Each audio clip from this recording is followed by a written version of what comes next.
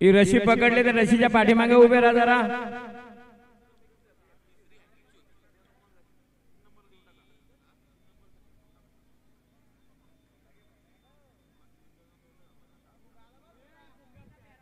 फेराला बघा भुंगाचा कृपया.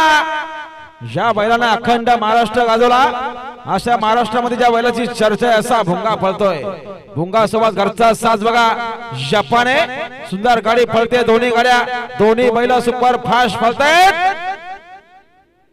अतिशय सुंदर. आवर आवर आवर.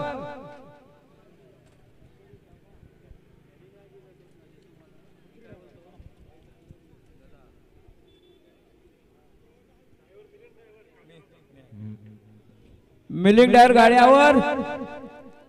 सुंदर फेरा आला बघा. मिलिंद ड्रायव्हर कासगावकर. आवरा गाडी.